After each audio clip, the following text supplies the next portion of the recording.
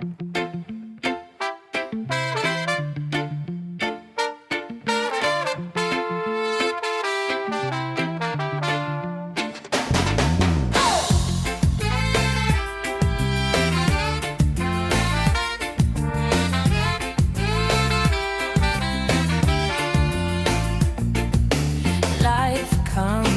you fast, you look up and your youth has passed. The trade-off is you've gained a little wisdom. We were raised in different spaces, different classes, different races. It's our faith that makes us sisters in the kingdom. Wives or lovers, friends or mothers, daughters or sisters, that's ground we've covered. Bosses or workers, owners or renters, we've picked life splinters out of all of our fingers. Now we're here for a cause to talk about this change of us, to offer up support and applause for all the women who are girls gone menopause. Okay, welcome to the Adreana and Allison Women Gone Menopause podcast. I am Adreana Langston. Allison is away. It's actually the Girls Gone Menopause podcast. And I am here with two dear friends, but also experts in education. And I will allow them to introduce themselves. Laura, can we start out with you? Yes, my name is Lara DeFeo. I am a special education early childhood teacher with 32 years of experience going into this year, working with kids primarily ages 3 to 5 years old with all sorts of disabilities ranging from mild speech and language problems to pretty significant autism spectrum disorder. And Jen. Hi, I'm Jennifer Kroptke. I'm an attorney and I practice special education law here in California. So I want to say to our listeners that I know these lovely ladies who are accomplished and smart and dynamic in their own right, but I know them because I have known each one of their husbands since 7th grade. Actually, one husband since 6th grade, the other since 7th grade. So there's a chance that I know things about these men that these ladies don't even know. Because I kept copious journals. I was a very, very mopey junior high girl. That is interesting information. I thought you would find it so. I do. And I want to say, and I really, really, really, really hope their spouses end up listening to this podcast, that both of these men married up incredibly. Like, I could meet Brad Pitt tomorrow and he could propose to me, maybe George Clooney, and he could propose to me and I could say yes, and I would not have married up the way these men married up. So these are just incredible, incredible women. Beautiful and incredible women. And we're here together because, as our listeners remember, Allison and I did a deep dive into the attacks that the federal government has already done and is planning on the Department of Education and the predicted negative outcomes those attacks were going to have on students. Well, today, Laura and Jen and I attended an education forum where the speaker, speaking on her own behalf, not on behalf of the district, was Dr. Tiffany Brown, who is the Deputy Superintendent of the Long Beach Unified School District. And I wanted Jen and Laura to be with me here today because the fact of the matter is, whether or not Dr. Tiffany Brown was speaking on her behalf or the behalf of the school, she was speaking on her behalf. Let me reiterate that because I may play a clip or two of something that she said, and I don't want to attribute it to the school district. That she still is an administrator. And sometimes the administrator's point of view or what the administrator puts out in the public is not exactly in alignment with what a 3 decades of working with special needs children teacher like Laura would find to be the case, or what a dynamic lawyer like Jen, who is an education lawyer and works with the parents that are trying to get the best for their special needs children, might find to be the case. So I wanted to kind of pull back the curtain and hear from the people on the ground about what is what. So ladies, please do jump in. My first question would be, what was your overall impression of Dr. Tiffany Brown's presentation? Well, I had a quick clarification. Yes. And it's important to note. Special education attorneys are advocating for children to get what is an appropriate education. And it's important. It's an important distinction because school districts don't have an obligation to provide something that's the best. They have an obligation to provide an appropriate education. So I see Laura looking at me, shaking her head like, we don't have the expectation of doing that. What we are trying to do is get something that's appropriate, and even that can be incredibly challenging. I am so glad you made that distinction. See, this is why I have experts on the show, because I talk out of my ass. And then I have people here who know what they're actually talking about. And usually, at least in our school district, it's that we will provide that child a car, not necessarily a Cadillac. I don't know if you've ever referred to that way. Yeah. That is an important distinction. So what was your overall impression, just general thoughts of what Tiffany Brown presented? So, what she said, the philosophy behind it was lovely. It sounds nice and inclusive. I like the inclusion of community. But from a teacher's perspective, the philosophy an administrator might have and the practicality of living it in the classroom don't often match up perfectly. So while I like it's such a positive message and you would want your district to be moving in that direction, I imagine there are probably still a lot of pieces missing between the philosophy and the practicality. That would be my concern. But that being said, just having somebody who holds those belief systems in a high position driving a district is inspirational. You don't always get that. I loved her attitude. I loved what she stood for. I loved the focus on equity. I loved the humble approach that she discussed the district doing in terms of their outreach, trying to meet people where they were, as opposed to assuming parents or caregivers want to do things in the way the district may think is right. Yes. There was a humbleness to that approach, which I really like and value. But I agree with Laura about the implementation issue, but I also thought it was interesting when she was talking about being an allyship, having parents be an allyship of the district, because my experience is my clients do not feel allyship with school districts. Typically by the time a family thinks to hire an advocate or an attorney, there has been a significant communication breakdown. Yes. And it's usually not a communication breakdown over 1 week. It's usually over multiple months and most often multiple years. I recognize the constraints that districts are in with funding, but we've been talking about constraints with funding for 20 years. Right. There isn't anything new or different. I would love to have an open dialogue about the spirit in which that discussion was, and that spirit being more pervasive throughout special education. In terms of, one of the people earlier when I was talking to Dr. Brown, I said, I really wanted to tell you I appreciate you coming here and I love what you had to say, but I just want you to know, like, there's a little bit of a difference between the allyship that you're referring and what most clients feel when they hire me.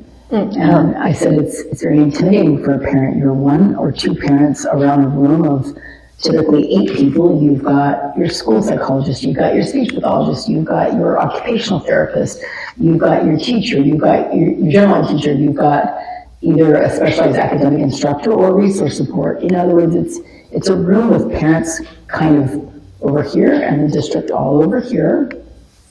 And it's a very intimidating way to try to work, and I'm doing air quotes because no one can see them, collaboratively, when in fact it's usually not collaborative.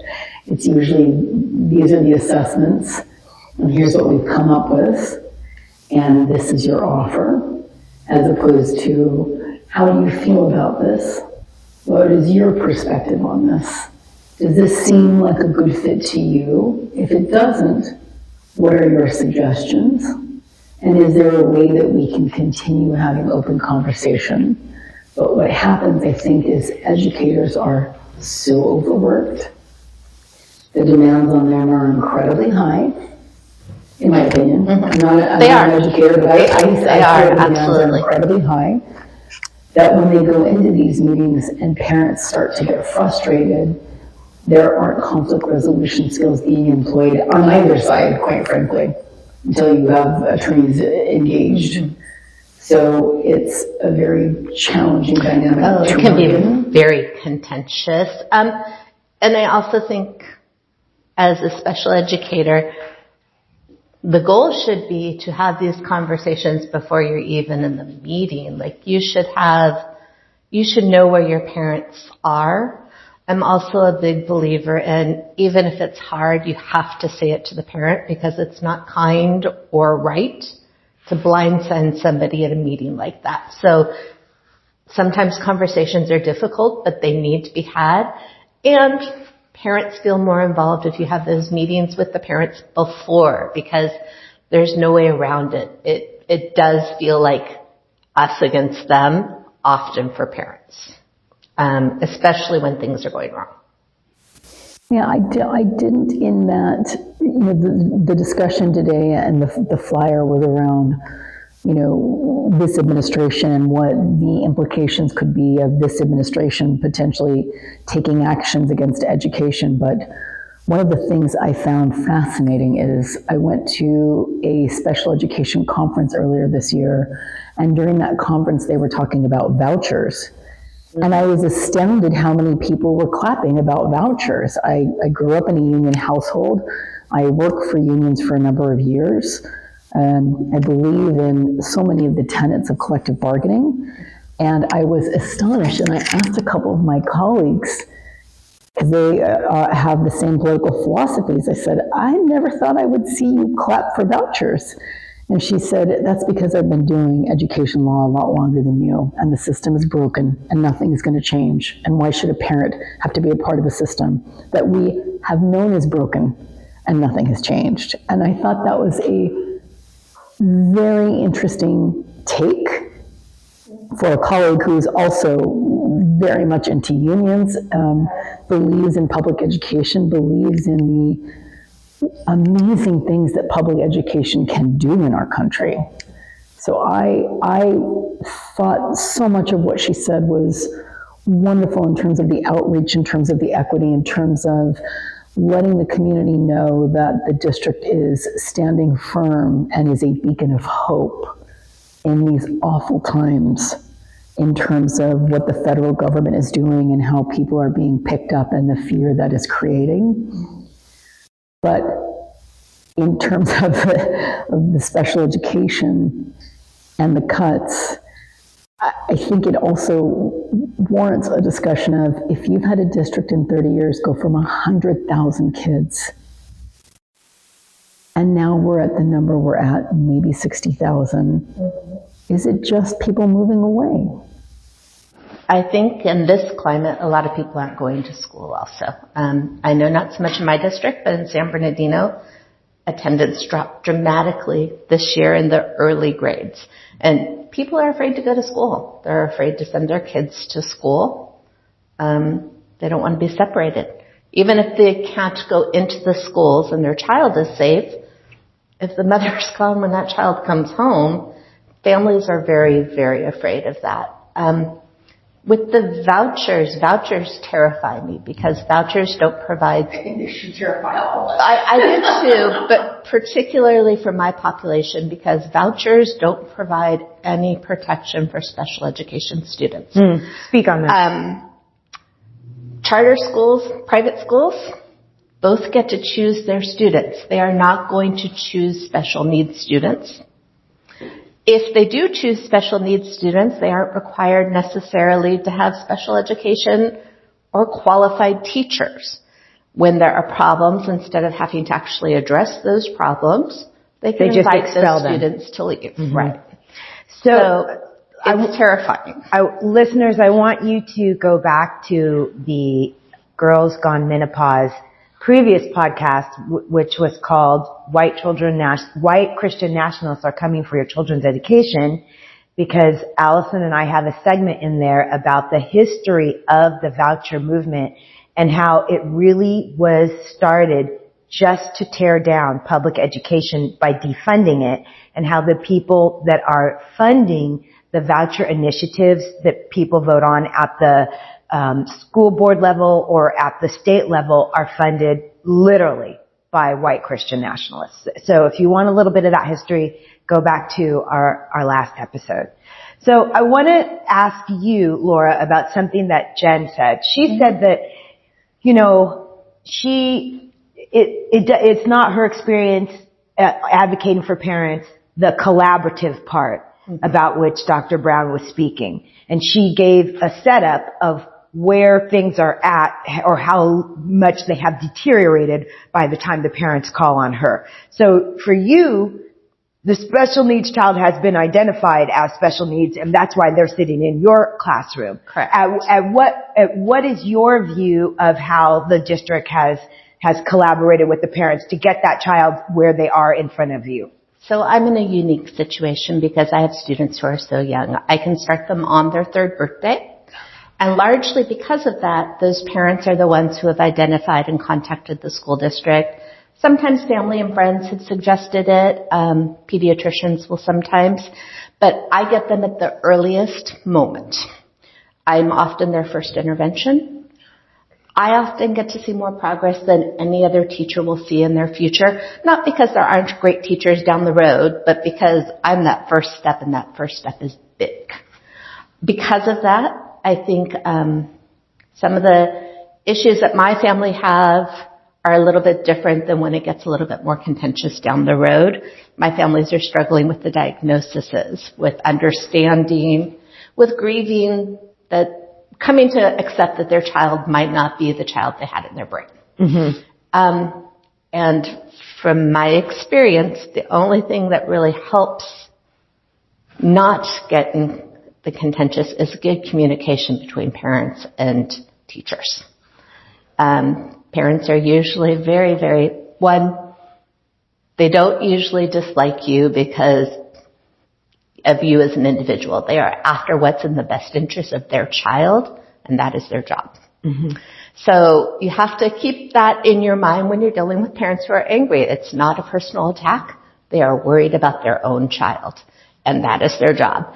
But open communication, students making progress, identifying what's missing and helping parents get that, those are the kinds of things that help avoid that contentious situation. It just, unfortunately, not every classroom is the same, and you can have a great experience one year and then a teacher with a very different style the next year, and that's really jarring for kids and parents. I agree. By the time advocates are involved, it's gone too far. Mm-hmm. And parents do feel like they're being picked on. Mm-hmm. So, and I could see how that happens. Mm-hmm. So, ladies, I want to ask you, you've both identified that there are issues in the system that long predate this administration or any attacks it may or may not be doing on the Department of Education.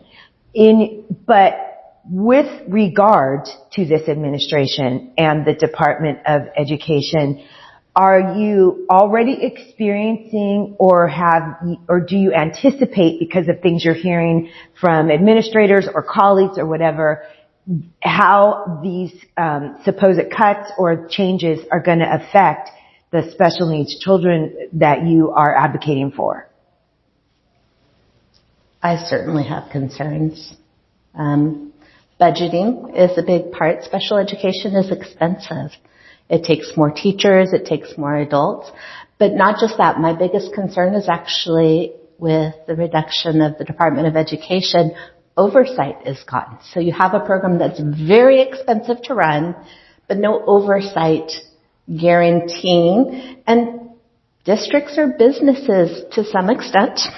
And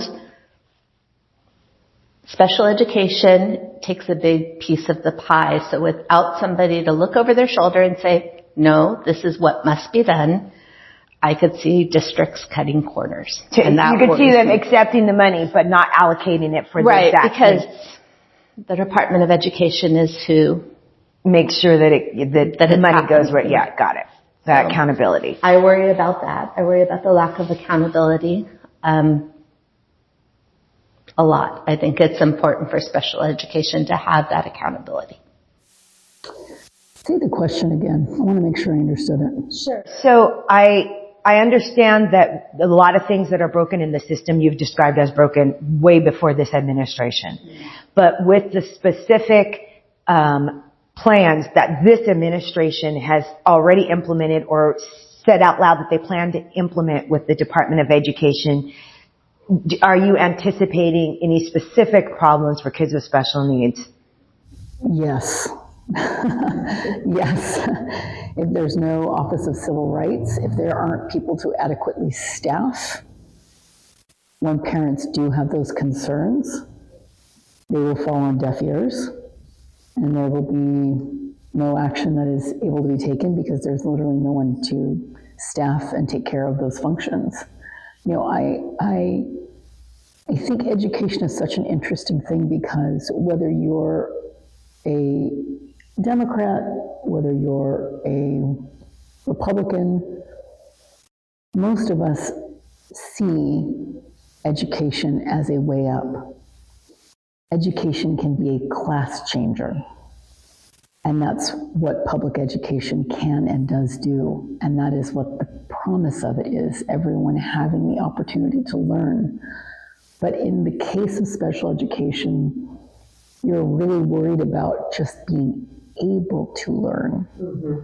Having a specialized academic program and social emotional program to help you with the significant deficits a child may have that qualifies them for special education in the first place. So with the intended idea of cutting the Department of Education, I think we have to remember why we had it in the first place, because there were disparate outcomes for children born in different states. Every American did not have equal access to education and the opportunities that an education brings. That to me is a very, very scary concept. So ladies, I want to ask you about the populations, a little bit about the demographics of the populations that you serve. Now, Laura, you're saying that if a child is sitting in front of you, the parents themselves have already been to the medical establishment to get a diagnosis that lets them know that the child needs to be in front of you. Sometimes pediatricians will make recommendations, usually based on social milestones, language, sometimes other ones. Sometimes parents are just aware that their child is behind. Compared to their other children or what have you. Compared to their other children. Lots of times friends who've had kids in special ed will bring that to their attention. You might need to. Okay. So, and then under Child Find, we're active in our community as far as at preschools, things like that, making sure that parents know that it exists, because lots of people don't know special education begins so early. Got it. And so, well, my question was going to be to you, are the parents that are in a position to have their child diagnosed so early going to be wealthier parents, or is it because pediatricians are the ones that are doing the recommendations? It could be any class. In my experience, possibly because the schools I've worked at, it's been any class. Okay. I do think, at least in my district, we do a good job of identifying all children in early childhood. Okay. And then, Jenn, my question to you is, are the parents who can afford to hire an education lawyer going to be any class, or people that are more likely to be a little bit wealthier? There's a couple different kinds of parents that typically look for a special education attorney. They are usually hearing from a colleague. They're often, and you would probably be surprised to know, I tend to have a good portion of educators for clients. I've referred parents. I've told them it's time for you to go get an advocate. Oh, okay. Okay. So they have to have an awareness of, do I even need an attorney for this, because it's such a very unique area of law. But there are attorneys that will take cases with no fees up front, and they will seek attorney's fees on the back end from the school district. And then there are attorneys who require a retainer agreement, like a family law attorney or a criminal law attorney. But I will tell you, there's definitely a socioeconomic interplay. It's parents who have enough of an education and enough resources to question something, and who are not fearful in their questioning. Some families who've recently immigrated are not going to question anything. They are very uncomfortable going to IEP meetings. They are aware of what they say, how it can impact them, and they may have ideas that are not accurate about, if you say this to someone at a school district, will you get a knock on the door from someone else? Or will you be put on a list? Or Yes. But it's more often parents who are highly educated, and I put teachers in that class, and also parents who join support groups and have other parents tell them this isn't right, and those people in that IEP meeting are not going to live with mistakes like you will as a parent. Right. I actually think other parents are probably the best beginning advocates, because some parents do. They research, they know their rights, they understand the school system, they know how to go about making sure things happen. And I think those parents are actually often the best role models, mentors for teachers or for parents who don't quite understand the system as well. And so with that in mind, are you thinking that the disparate impacts of what is going on with the Department of Education are going to fall on the parents with fewer resources, on the parents with less education? Not on the parents, but on the kids whose parents have less education? And I don't see how it couldn't. Even a well-educated, someone who understands their rights down to the letter, who is an immigrant or possibly illegally in this country, I don't think they would think it's worth that risk to challenge a school district. So I can't imagine it not impacting. Okay. And then, Jen, I have a very specific question for you in regards to what you're hearing from your colleagues. Dr. Tiffany Brown put up a slide talking about the Long Beach Unified School District's plan that they researched a lot for Black excellence. And she was very proud to show it. She even brought copies of the plan for people to, walk away with. And what I was thinking in my mind is, well, isn't this the exact kind of plan that Stephen Miller sends Ed Bloom to go sue school districts to get rid of? Isn't this the exact kind of plan that the Department of Education has been writing universities and saying, you can't actually have a program like this? And I'm wondering if you're, Jen, hearing from your colleagues that are from that work in other school districts or whatever, that the Department of Education or even one of these private political groups that sue on behalf of their politics is coming after school districts to get rid of plans just like that. Have you heard that? I think what I hear and what I know is that even with what's going on with the federal government, we luckily live in the state of California, right? So there are some good aspects, but anyone can bring any type of a lawsuit. There's no requirement to bring a lawsuit. It can be without merit, and you can still bring it. So, is there a concern with districts doing something like this? Well, some of our fellow Americans who are leading the country would say, yes, why are you listing out a program for Black excellence? Why aren't we talking about a program for name any other race, right, name any other culture? I think, though, this administration would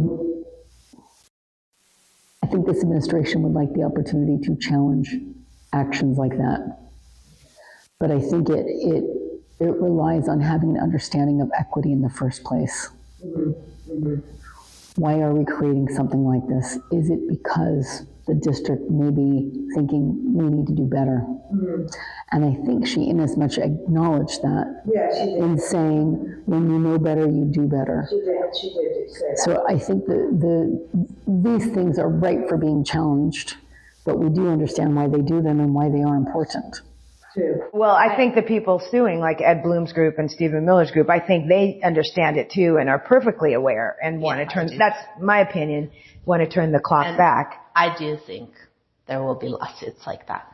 Okay. I think it really is community by community. I'm not thrilled with my community right now. Over the summer, our board banned all flags in classroom other than the American flag, the state of California, and universities. And we faced a book ban, which did not pass. But I read one of the books to my 3-year-old children that was on the proposed ban. And other than that happens in Thailand, there was nothing inappropriate about that book. So I think the community you live in and their impact on the education boards in their area, I think that will happen a lot, yes, unfortunately. Well, that's what thing. Ladies, is there anything else either one of you would like to add about the presentation today, or about your thoughts about the Department of Education and what the federal government is doing, or anything you want parents of special needs kids to know, to allay their fears or to warn them? Anything. I wanted to start out by saying I really liked that Dr. Brown came out. Mm-hmm. I liked the spirit of willingness to listen. I liked the spirit of inclusivity. I thought it was a great presentation. Would have loved to have seen a little bit more in terms of special education, how these systems could be exacerbating inequity. Mm. That would have been a great thing to talk about, though I don't know that that was the topic per se, but it would have been great to hear her marry a little bit equity and equity concerns and how they are impacting community members and families and caregivers and students here within Long Beach. There is a socioeconomic inequality that plays out in special education every day for reasons that we've discussed. Right. Mm-hmm. And often special education families don't feel the same level of supports, not just from schools, but from other parents, because they feel judged, like you're taking a piece of our pie. We're giving so much money to special education and your kids are impacting our students and our kids. And so I think often special education parents don't feel very included in schools and with other parents. They've got such a low participation in things like PTA, just because they don't feel like they're part of that community. So they feel isolated. Very much so. Oh, wow. Very much so. And if you're lucky, you can have a group of parents inside your class that connect with one another and they become a support group, and then all you need is one leader who knows better. Mm-hmm. But I think our families are isolated into really tiny communities inside a larger community. Mm-hmm. And it trickles down. The more isolated any community is inside each community, it has an impact. Yeah. Right. So. Mm-hmm. I love the work that you do. The work that you do is so powerful. I love people like Lara that are out there every day doing the heavy lifting with our kids. And I think that's why I continue to be such a strong proponent of public education. Mm-hmm. You really do have so much commitment. You really do have so many resources within public education. And when I'm with you and as I'm hearing you, I'm reminded why I'm such a big believer in public education. As someone suggested while I was talking to Dr. Brown, you don't need to hire an outside person to come in and redo things. They just need a willingness to be intentional and say, is this system working still? Mm-hmm. Is it serving the ends that we think it should serve? We know we're going to have budget problems. Mm-hmm. We know we're going to have staffing issues. We know parents are intimidated, and we know that there are going to be disagreements. Knowing all of those things, how do we choose to proceed? Mm-hmm. That's the conversation I'm interested in. Yeah. And I will say, I think sometimes as a classroom teacher, I'm probably the person who has the most ability to solve some of these problems, but it's an unfair ask. The district asks too much from teachers. Mm-hmm. And yes, you can do it, and most teachers I know do that, but it goes so far above our hours, our resources. So both financial and emotional. Oh, absolutely, and time. Yeah. Right. So I find myself, the older I get, the more I find myself advocating for younger teachers to take a stand. That is not in your contract. Mm-hmm. Tell them no thank you. Mm-hmm. Because I do believe that at some point, I know that teachers are the best solution to this problem, but I also know that by becoming the solution, we're taking help away from the problem. Mm-hmm. I'd like to see maybe districts be forced to pick up some of that burden and find better ways, because otherwise you will not have teachers in 20 years. Mm-hmm. Mm-hmm. And I think that's important to acknowledge too, that while I think teachers do a great job at it, I think it's too big of an ask for us specifically, and districts and communities have to find ways to support teachers. Otherwise, seriously, there will be a lack of teachers, not just special ed teachers, but general education teachers. Mm-hmm. 15, 20 years down the road, it's already hard to find special education teachers. It's nearly impossible to find people who are willing to become paraprofessionals. Mm-hmm. And that worries me. That worries me. They have to find a way of evening out the solution. So it's not just one teacher taking care of, it's got to be the district, the schools, the community behind it. Adreana, what did you think? What was your takeaway? Well, I'll tell you, the reason I wanted experts is I am a child-free, proudly so. So the only experience that I have had with school districts was when I rode a brontosaurus to K through 12 back in the day. So I have a niece, and my sister and her husband do a great job, but my niece only just started public school last year. They sent her to Christian private school all the way up through 15, and then at 14, and then at 15 she started going to public school. So even in that regard, I wasn't exposed to public school. And that is, but I know what you said about public school being a class changer. I know that for a fact for Black families. I know that for a fact for Black people. So I am deeply vested in making sure that the public education system still works for my community, because it is a class changer. And I would go so far as to say that I have seen, I'm going to get personal, which we do on this podcast. So, you know what? I'm not a stupid lady. I'm a smart lady. But I only have a bachelor's. I don't have a master's degree. But I have a lot of experience. I have seen myself be held back in jobs, even though I know more than the person that got the promotion, because they had a master's degree and I did not.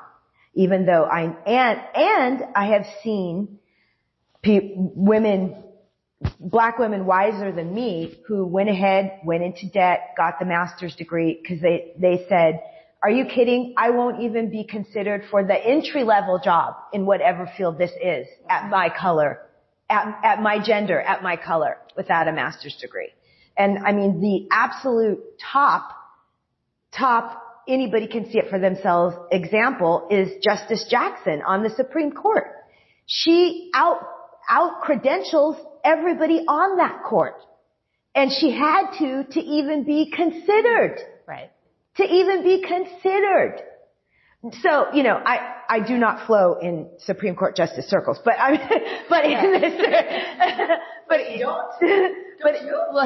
the circles I do flow in, you know, so I know what it means. Right. Not to get a leg up, just to tie the bootstraps. You understand what I'm saying? So, public schools have to work for Black children or my community goes right down, which is what I think is the intention, actually, is for my community to go down the toilet. I think the same is true of special education. Kennedy was talking about how there's been this explosion of special education. Well, that's because the Department of Education forced school districts to acknowledge that there are kids with special needs that need to go to school. That's where that, maybe not all of it, but that is where a large portion of that explosion of special needs students came from, is opening our eyes and serving the kids we already had in front of us. And if you take those things away, it's going to look like the population of special needs students goes way down, but that's only because we won't be serving them. If you don't count the numbers, if you don't count the job numbers, then we haven't lost jobs. So why don't I just fire the person who counted the job numbers? Yes. Yeah, I hear exactly what you're saying. So I knew going in that, first of all, I knew that Dr. Brown used to go to the church. That was not news to me. And I knew that she was not going to come in here preaching absolute doom and gloom, you know. So that is why I wanted you ladies, because if she's not going to come in here preaching doom and gloom, then some of what she says might be too sunshiny. And I wanted a real perspective from people who are in it every day. And I greatly appreciate you ladies coming. But it's also just nice to see you because we're friends. Yeah. Well, thank you for having us. And thank you for coming. I really appreciate it. And you listeners, let us know what your thoughts are in the comments about if you have a special needs child and who's gone through K through 12 in Long Beach Unified School District. I would really love to hear from you in the comments. And thank you so much for listening. This is Adreana Langston in Long Beach, and this is the Girls Gone Menopause podcast.